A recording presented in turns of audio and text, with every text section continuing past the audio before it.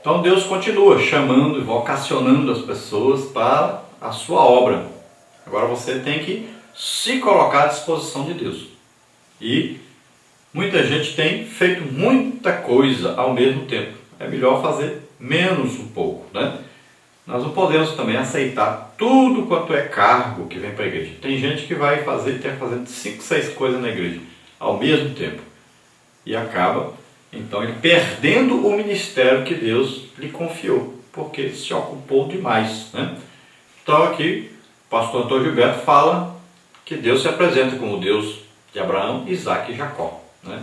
Jacó é conhecido, né, pelos seus pecados, pelas coisas erradas que fez.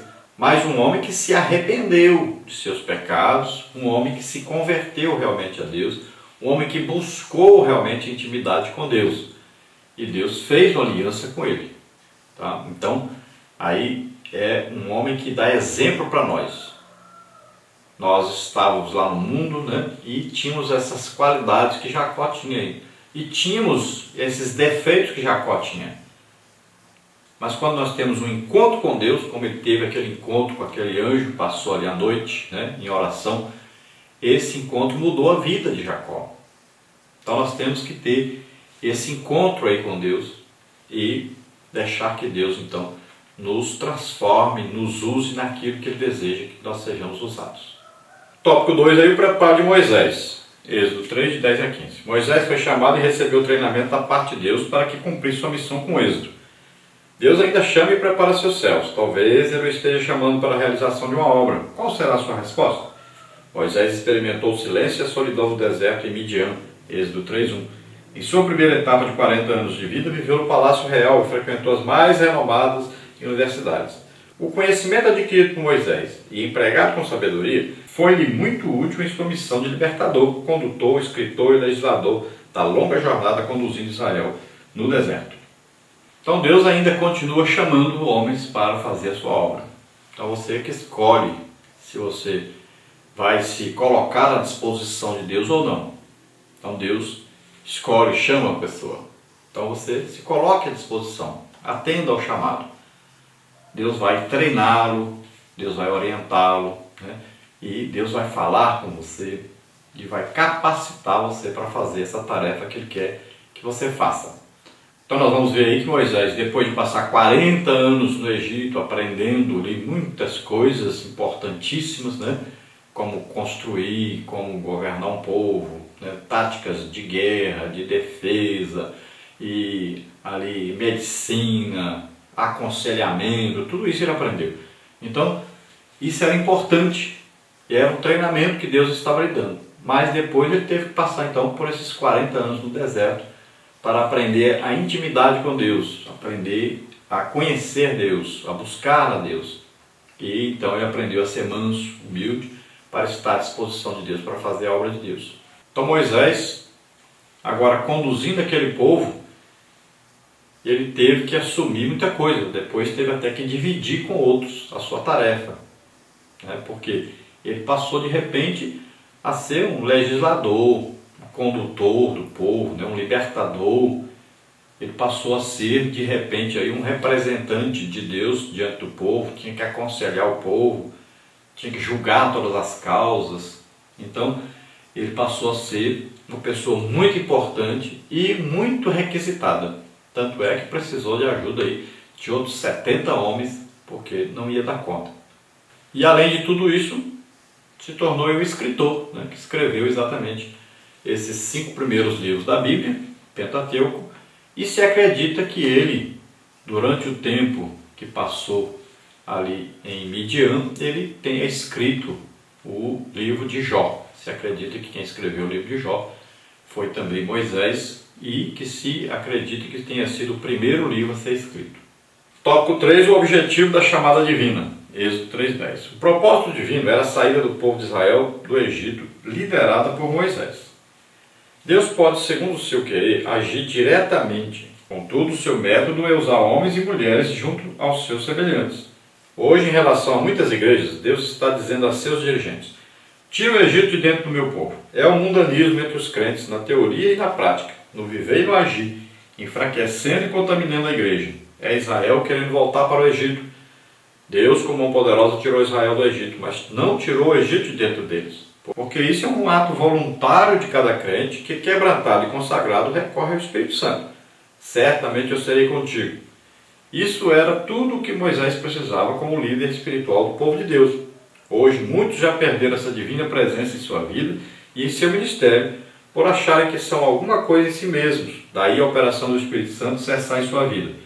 Paulo exclamou: nada sou. Tudo que temos ou somos na obra de Deus vem dele. Então, qual era aí o objetivo? O propósito de Deus era tirar o povo do Egito e trazer para a terra prometida. Então, esse era o objetivo de Deus e para isso ele chamou Moisés. Deus poderia fazer isso sem usar Moisés? Poderia fazer. Bastava ali mandar ali umas pragas para o Egito e destruir o exército de Faraó. Pronto, o povo sairia e ia embora. Mas Deus usa pessoas para fazer a sua obra, na maioria das vezes. Então, é assim que Deus fez com Moisés, usando Moisés para tirar aquele povo do Egito. Agora nós devemos nos lembrar que aquele povo saiu do Egito, mas muitos deles, o Egito não havia saído deles. E ficaram pelo caminho se lembrando do Egito, querendo voltar para o Egito. Assim também, às vezes você aceitou Jesus como Senhor e Salvador, mas você não quebrou a aliança com o seu passado de pecados, com o mundo. E essas coisas estão prendendo você. Muitas vezes você quer voltar a essas práticas do passado. Muitas vezes você até faz as contas e parece que aquele tempo era melhor. Porque você muitas vezes olha para a parte material e não para a parte espiritual. Muitas vezes você achou que aceitando Jesus não teria mais que lutar, não teria mais aí perseguição, não teria mais pessoas contrárias a você. Você precisa apagar, destruir, tirar essas coisas que ligam você ao pecado, ao passado. O passado é muito perigoso. Então é uma luta. Veja bem Isaías com o rei Uzias. Precisou o rei Uzias morrer para que Isaías fosse ao templo, para que Isaías escutasse a voz de Deus, para que Isaías assumisse o seu chamado de profeta. Enquanto ele estava no palácio, ele vivia no meio do povo de impuros lábios, Ficava ali no meio daquelas festas e tudo, e não ia mais ao templo, não via a glória de Deus. Então quem impedia Isaías de ver a glória de Deus? O rei Uzias. Qual é o seu rei Uzias? Será que é a internet? Será que é a TV? Precisa você matar isso na sua vida, destruir isso que impede você de ver a glória de Deus, de ter um contato íntimo com Deus. Então quando Deus diz, eu serei contigo, pronto, era tudo que Moisés precisava. Quando você vai fazer a obra de Deus, o que interessa realmente é que Deus esteja com você, é você estar dentro da vontade de Deus. Sempre faça isso, peça a Deus para orientar, para estar dirigindo, para estar com você em todo lugar que você estiver e em tudo que você estiver fazendo. Devemos nos lembrar sempre, tudo que nós sabemos vem de Deus. Nós não descobrimos essas coisas sobre Deus sozinhos. Você pode ler os livros todos que existem no mundo e mesmo assim não conhecer Deus. Existem muitas pessoas que já leram a Bíblia 50 vezes e até hoje não se converteram. Então, precisa o quê? De uma operação do Espírito Santo, de uma entrega ao Espírito Santo. Parte 2, as desculpas de Moisés e a sua volta para o Egito. Tópico 1, o receio de Moisés e suas desculpas. Tópico 2, Deus concede poderes a Moisés. Tópico 3, o retorno de Moisés. Tópico 1, o receio de Moisés e suas desculpas. O Moisés impulsivo que matou o egípcio e o enterrou na areia já não existia mais. Ele havia sido mudado, moldado pelo Senhor e agora precisava crer não no seu potencial, mas no Senhor que o chamara. Ao ser chamado pelo Senhor para ser o libertador dos hebreus, Moisés apresentou algumas desculpas. Eles não vão crer que o Senhor me enviou, não sou eloquente. Quantas desculpas também não damos quando Deus nos chama para um trabalho específico? As escusas de Moisés, assim como as nossas, nunca são aceitas pelo Senhor, pois Ele conhece o mais profundo do nosso ser.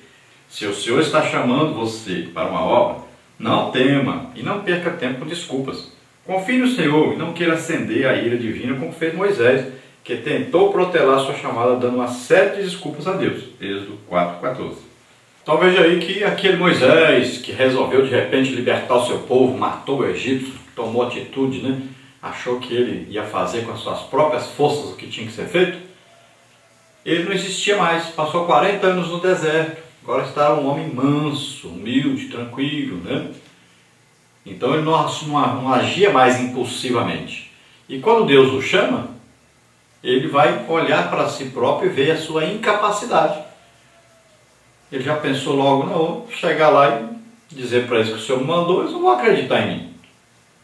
Segunda coisa que ele disse, não, eu não sou de língua pesada, não sei falar mais direito, não sei lá o contexto do que eles estão vivendo hoje, são 40 anos que eu estou aqui. Vou chegar lá, não vou saber mais nem falar direito. Foi dando um jeito de Deus escolher outro, de passar a tarefa para outro. Então ele olhava para si e via a sua incapacidade. Mas Deus olhava para ele e via que o que ele tinha aprendido já era suficiente para ele fazer aquilo. E que na verdade o poder para fazer os milagres, quem faria era Deus. Moisés não conhecia Deus ainda. Não sabia que Deus pretendia fazer tantos milagres, tantas maravilhas, né? E Deus então foi explicar para ele, mostrar. Primeiro fez ali o sinal da vara virando cobra, depois o sinal ali da lepra na mão, né? Foi vendo e foi então ensinando Moisés que o que fosse preciso fazer, ele faria, ele o ajudaria, e com sinais, com prodígios, com maravilhas. Sempre Deus está confirmando a sua palavra, confirmando o ministério de alguém, com sinais, prodígios, maravilhas, milagres. Sempre Deus fez isso. Olha lá, Jesus aprovado entre vós com sinais, prodígios, maravilhas. Não é? Os apóstolos aí, Pedro, né, Paulo, iam, milagres aí acontecendo, confirmando o ministério. Olha lá, o Filipe, né, o povo via e ouvia os sinais que o Filipe fazia.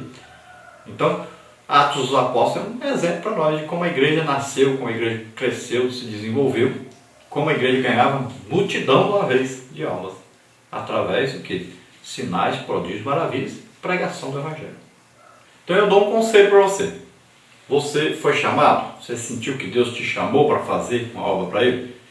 Então você faça isso. Diz, Senhor, se é para me fazer mesmo, então eu vou fazer e o Senhor vai cooperar fazendo assim, tal. Por exemplo, o Senhor vai salvar, vai curar, vai batizar com o Espírito Santo, vai libertar as pessoas. Então tudo bem, eu vou fazer sua obra, o Senhor vai confirmando com sinais.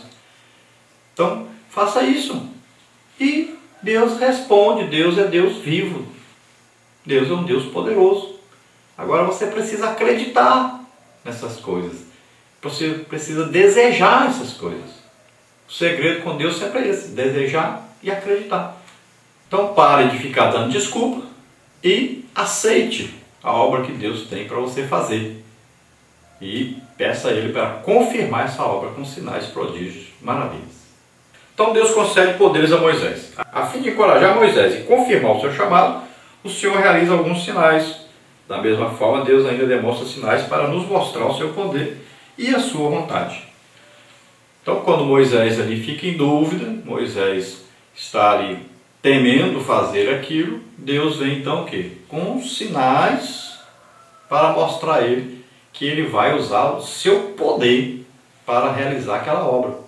Moisés não estaria só e nem estaria apenas com a sua capacidade para fazer.